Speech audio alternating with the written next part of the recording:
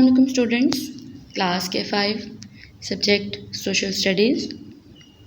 Today is lecture number 9। आज के lecture में हम सिटीज़न के शॉर्ट क्वेश्चंस और उसकी एक्सरसाइज करेंगे। ये तमाम काम आप लोग अपनी नोटबुक्स पे नोट डाउन करेंगे। जितना भी काम आपको इसमें बताया जाएगा सारा का सारा आप लोगों ने अपनी नीट कॉपीज़ में neat and clean note down करना है और उसको याद करना है। सबसे पहले आपके short answers. Question number 1 is define citizenship. शहरियत क्या होती है? The legal status of a person that makes him और her a member of any of country is or state is called citizenship. मतलब एक शख्स की वो कानूनी हैसियत जिससे उसको किसी भी मुल्क या रियासत का फ़र्द तस्वर किया जाता है, शहरियत कहलाती है। क्वेश्चन नंबर 2 है tell 3 etiquettes of daily life. रोज़मर्रा की ज़िंदगी के 3 आदाब आपने बताने हैं कि हमें रोज़मर्रा ज़िंदगी में किस तरह से बर्ताव करना चाहिए, किस तरह से रहना चाहिए। Number 1, when meet someone greet him और हर। जब आप किसी से मिलें तो उसको सलाम करें। Number 2, treat everyone with good manners. हर किसी से अच्छे तरीके से, अच्छे सलूक से पेश आएँ। Number 3, always respect your parents, teachers and elders. हमेशा अपने वालिदैन, असातिज़ा और बड़े, जो भी बड़े हैं आपके, उन सब का एहतराम करें, उनसे इज़्ज़त से पेश आएँ। Question number 3, what is meant by human rights. इंसानी हकूक़ क्या होते हैं? Food, clothing and shelter are basic human rights. In addition, every human being has the right to live freely and right to express. All these rights are called human rights. खुराक, लिबास और रिहाइश इंसान के बुनियादी हकूक़ हैं। इनके अलावा हर इंसान को आज़ादी से ज़िंदगी गुजारने, आज़ादी इज़हार इंसाफ का हक़ हासिल है। ये सारे हकूक़ इंसानी हकूक़ कहलाते हैं। These are the rights under which all human beings are entitled to the same basic needs and facilities. ये वो हकूक़ हैं जिनके तहत तमाम इंसान यकसा बुनियादी ज़रूरियात और सहूलियात के हक़दार हैं। Question number 4, what is meant by peace and harmony. अमन और हम आहंगी से क्या मुराद है? Peace and harmony means to live with peace and reconciliation in society. अमन और हम आहंगी से मुराद माशरे में सुकून और आपस में सुलह से रहना है।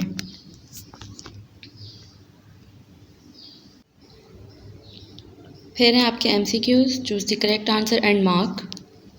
Number 1 is the universal declaration of human right, जिसको हम शॉर्ट फॉर्म में UDHR कहते हैं, was presented to the world. कब प्रेजेंट की गई? इन 1948। ये है correct answer. The United Nations was established. अक़वाम मुत्तहिदा की तंजीम कायम हुई 1945।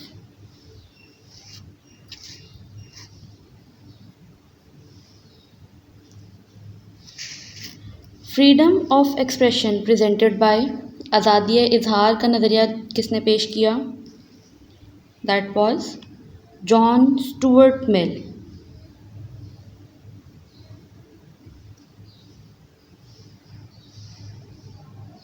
Digital citizen uses.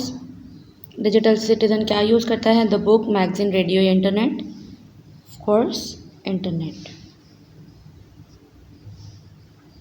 Farewell sermon was delivered. खुतबा हज्जतुल विदा पेश किया गया 9 जुल्हज को।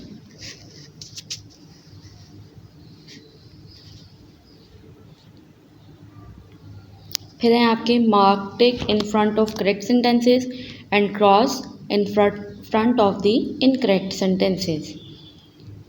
Human rights are not equal for all human beings. इंसानी हकूक़ तमाम इंसानों के लिए बराबर नहीं हैं। It's wrong. यहाँ पे आपने क्रॉस मार्क करना है। Through freedom of expression, we can share our thoughts and information with others by writing or speaking. आज़ादी इज़हार के ज़रिए हम अपने ख़यालात और मालूमात को बोलकर या लिखकर दूसरों तक पहुंचा सकते हैं. It's correct.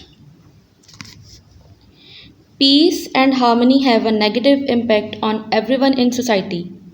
अमन और हम आहंगी माशरे के हर फ़र्द पर मनफी असरात मुरतब करती है. It's wrong. Respecting people's personal information is part of the responsibility of a digital citizen. लोगों की ज़ाती मालूमात का एहतराम करना डिजिटल शहरी की ज़िम्मेदारी में शामिल है. Yes, it's correct. Violating the rights of others can lead to strained relationships. दूसरों के हकूक़ गस्ब करने से ताल्लुकात में ख़राबी पैदा होती है. Yes, it's correct. फिर आपके मैचिंग कॉलम्स हैं. मैचिंग कॉलम्स में आप लोगों ने लाइंस ड्रॉ नहीं करनी है, नंबरिंग करनी है. जिस तरह कॉलम ए में सीक्वेंस से नंबरिंग है 1 to 4. कॉलम बी में आपने इसी नंबर के अकॉर्डिंग मैचिंग करनी है. जैसे always treat your parents, teachers and elders, इसका मैचिंग क्या होगा? Adopt a gentle and polite tone.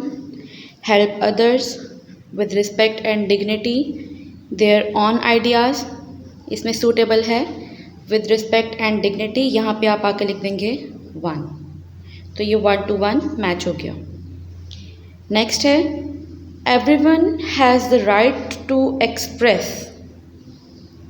हर किसी को इख्तियार है कि वो इजहार करे किस चीज़ का? Adopt a gentle and polite tone.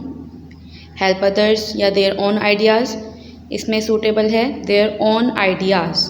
तो यहाँ आके आप लिख देंगे 2.